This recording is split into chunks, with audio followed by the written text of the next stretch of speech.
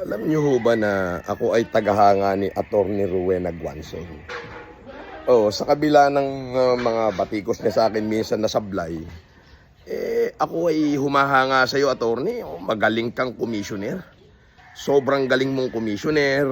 May paninindigan, may prinsipyo at inahangaan kita diyan. Di kang panilyang abogado. Kaya lang ako'y nagtataka kung bakit ikaw ay napasama sa isang uhuging vlogger na katulad ni Makagago. Na nagkukubli pa ng puganting peking abogado. Ayan. Magandang umaga po sa lahat. Good morning. At ako'y nagpapahinga. Andito ako sa Kabukiran. Ayan. Ayun. Good morning.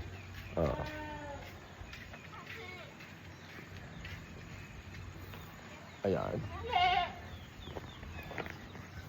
Ako'y meron lamang mga ilang katanungan. Ay, magandang araw sa inyong lahat. At ako'y nandito sa aking farm. Ayan o. So, sa mga nagtatanong na eto, pupuntahan ko na yung aking farm na kung saan ay kahit papano ako na may kabuhayan sa buhay. Yan. Ito po ay aking lupain at pagmamay-ari ko. Hindi ko pa napapanood yung ginawa ni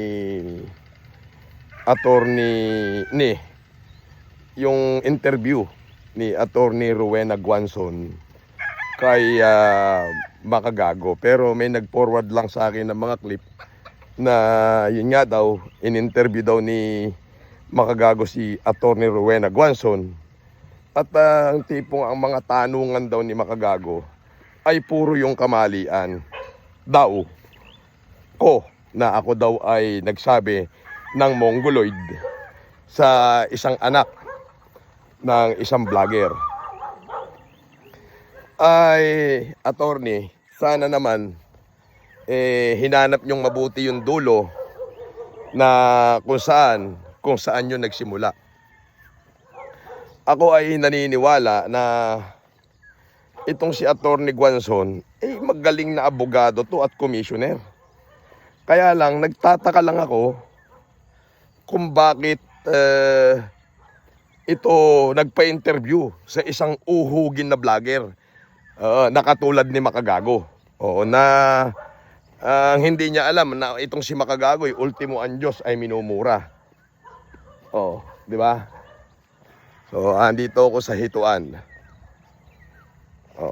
Ultimong ang Diyos ay minumura.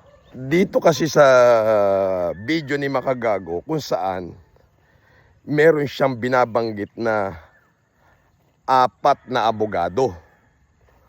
Na mga abogado niya. 4. Yung 3 hindi niya pinangalanan.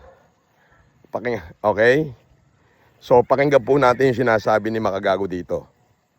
Sa laban po na ito, meron pong 4 na abogado ang tumutulong sa akin. In which, mga kahombre ko, yung 3 po ay ayaw nilang pangalanan ko sila kasi gusto nila surprise na lang. Huwag niyong kakalimutan, mga kahombre ko, na marami rin po akong final sa tao na ito. Bakit kamo? Kasi, mga kahombre ko, ayan ang ipinangako ko sa kanya. Pero may isa po akong abogado, mga kahombre ko, na tumutulong din sa akin. Obviously, is part po siya ng aking legal team. Isa po siya sa mga abogado ng The Savvy Filipino Lawyer. So, marami po dyan sila, mga kahombre ko. Pero, isa lang ang tumutulong sa akin sa firm na yan. I am very, very happy. And siya po yung maririnig nyo dito. Kasi at the end of the day, napakarami pong ideas ng aking mga abogado and siya yung pinik ko lang, no, para tulungan ako sa content na ito. Pero sa tunay na legal battle sa likod na ito, tulong-tulong po sila. So, good luck, Norman Gusgusin. You are fighting with 4 of the best lawyers that we have. Nagbibigay din po ang Savvy Filipino Lawyer ng mga legal advices. So, you can go and contact them for more information. Guys, Ayun, naman pala. 4 yung kanyang abogado. Ito, ang lalaki ng isda. Oh. Ito yung mga hito. Yan. Lalaki, no? Tingnan natin, ha. Oh, ayan, oh. Hiyang-hiya si Susan Yance nang arestuhin ang mga tauhan ng General Assignment Section ng MPD matapos siyang magpakilalang abogado na kaya umanong ayusin ang annulment ng kasal sa loob lamang ng 6 hanggang 12 buwan sa halagang 250,000 pesos. Then, sa Facebook niya nakilala ang abogadong nagpakilalang si Attorney Alice Villanueva. Sa katunayan, marami pang ibang nadenggoy ang suspect katulad ni alias Grace na higit kalahating milyong piso ang naibayad na kay Susan pero walang nangyari sa kaso. Kasong large-scale estafa, falsification of public documents at identity theft ang mga kasong isasampal laban kay Yance. Ayan, lalaki. Lalaki na. So, kung makikita nyo yan, ay 360. Literal na yung matanaw mo, akin.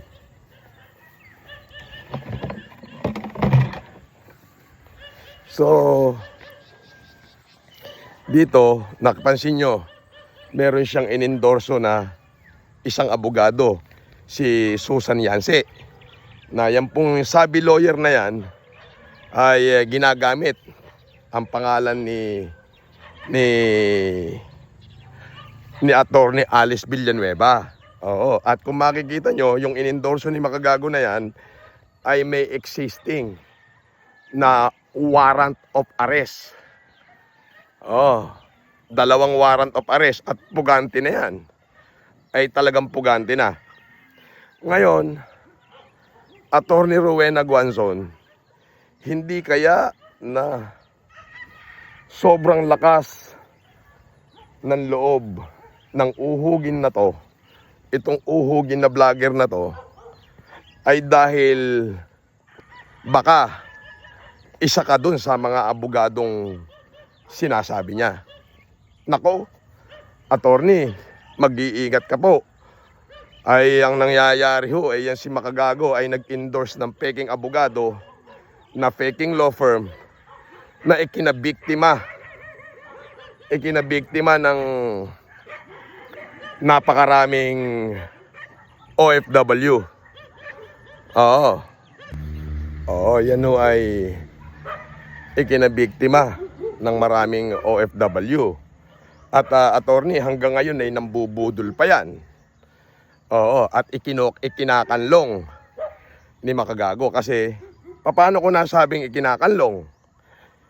Ay inamin mismo nitong si Susan Yance alias the Savvy Filipino Lawyer alias Attorney Villanueva alias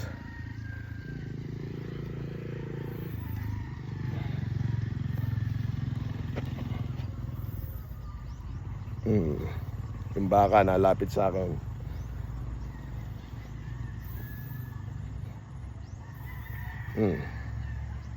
Nanunuwag yan. Pero syempre,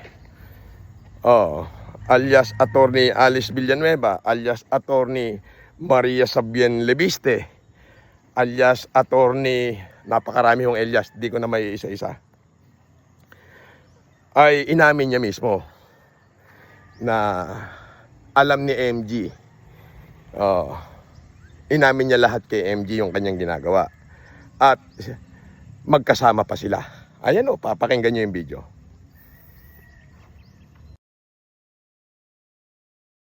Hindi naman talaga ako nakita. Ang nakakita pa lang naman sa akin si MG. Ang aking superstar na si MG. Message me.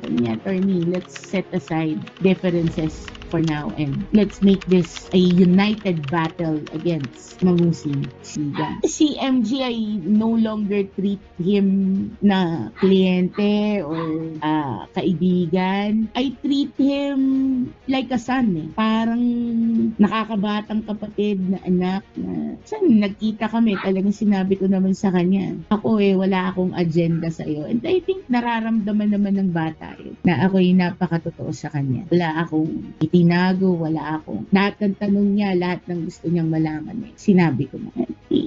He was very supportive. Kaya O dyan, makikita nyo na inamin daw ni Susan Yance lahat. At very supportive daw si MG. Ayan so ayan na. Alam ni MG na budol-budol, peking abogado, peking law firm, at alam niyang puganteng kriminal. Pero dinidepensahan niya at kinakanlong niya. So kayo na bahalang mag-isip dyan at kayo na bahalang mag-analisa. So dito, ako'y nagtataka lang na isang napakagaling na abogado nitong si Attorney Rowena Guanzon. Isang napakagaling na commissioner at isang pwedeng maging leader natin in the future. Ako ay humanga dito kasi noong 2022. Kung hindi ako nagkakamali, commissioner yata siya noon. Pero iba naman kasi yung duminig ng kaso ko at ako'y tumakbo bilang senador at nakakuha ng 5 milyong boto. Ang sinasabi ko rito is magaling na abogada itong si Attorney Rowena Guanzon magaling na commissioner. Paano ito ay sumama sa isang maliwanag na uhuging vlogger na katulad ni Makagago? Which is, alam ba ni Attorney Guanzon na ito si Makagago ay nag-i-endorso ng peking abogado, peking law firm? Hindi lang yon. Yung peking abogado na yon, na may peking law firm, nambubudol ng OFW at may existing warrant of arrest at talagang puganteng kriminal. Puganteng kriminal, sentensyado siya rito, nagtatago sa batas to Attorney Rowena Guanzon, alam mo ba yon?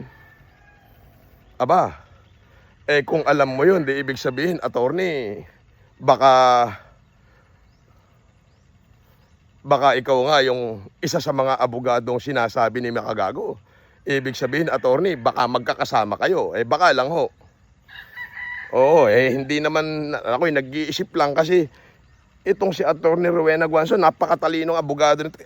Actually, idol ko to bakit siya pumayag magpa-interview sa isang uhuging vlogger na nagkakanlong ng puganteng kriminal, nag-endorso ng peking abogado, peking law firm para makapanloko ng mga OFW? Attorney, alam mo ba na si Makagago ay kinote ng isa sa mga nabiktima ni Susan Yance o ni Attorney Dasabi Filipino Lawyer na ipapatulpo niya si Makagago? Ang ginawa ho ni Makagago ay tinakot pa ng cyber libel yung biktima. Samantalang yung nambibiktima ay kinakanlong niya at nakikipagkita pa pala siya, magkakasama pa pala sila. So, tinatanong ko lang kay Attorney Rowena Guanzon, attorney, baka naman ikaw yung isa sa mga abogado ni Makagago dahil ganito na lang ang lakas ng loob ni Makagago na manira at mambudol ng OFW itong Dasabi Lawyer nang parang walang kinatatakutang batas. Attorney, baka pwede pakisagot. Kung hindi nyo ho alam niya si Makagago ay nag-endorse ng peking abogado, peking law firm sa katayuan ni Dasabi Filipino Lawyer, na alam niya ho na may warrant of arrest at talaga hong puganteng kriminal dyan sa isang branch sa branch 114 sa Mandaluyong. Baka humasabit kayo, Attorney Rowena Guanzon, na nagkakanlong din ho kayo ng kriminal. Baka lang ho, baka masabit po kayo. O kung hindi nyo ho alam, aba ay kayo po ay nadisib ni Makagago. Kasi ako lamang ho ay nagtataka, Attorney Rowena, na ako ho ay tagahanga ninyo Sa totoo lang, tagahanga ninyo ako. Pero dito kasi, kung napakinggan nyo yon, merong 4 na abogado si Makagago. Ang pinangalanan lang niya yung Dasabi Filipino lawyer sa katauhan ni Susan Yance o alias Attorney Alice Villanueva. Yun lang ang kanyang pinangalanan. Yung 3 hindi ho. Sa kabila ho ng halos 1 buwan na akong nananawagan na bakit Makagago hindi mo makondina si Dasabi Filipino lawyer samantalang inamin niya na magkasama kayo. Inamin niya lahat sa'yo. Ako ay nagtataka bakit sa kabila ng mga panawagan ko, ang lakas ng loob nitong uhuging vlogger na ito na si Makagago. Ako ho'y nagtataka, attorney, baka lang ho, that bigla kayong nagpa-interview sa kanya, baka lang po, isa kayo dun sa mga abogadong sinasabi niya. Sa laban po na ito, meron pong 4 na abogado ang tumutulong sa akin. In which, mga kahombre ko, yung 3 po ay ayaw nilang pangalanan ko sila kasi gusto nila surprise na lang. Attorney Guanzon, baka ho mawala paggalang namin sa inyo at paghanga. Baka lang po. Baka naman po hindi nyo alam yan na itong si Makagago nag-endorso ng peking abogado. Bawal ho sa batas yan. Peking law firm para makakuha ng minimum 250,000 sa bawat OFW na mabubudol nila. Panoorin po natin. The best lawyers that we have.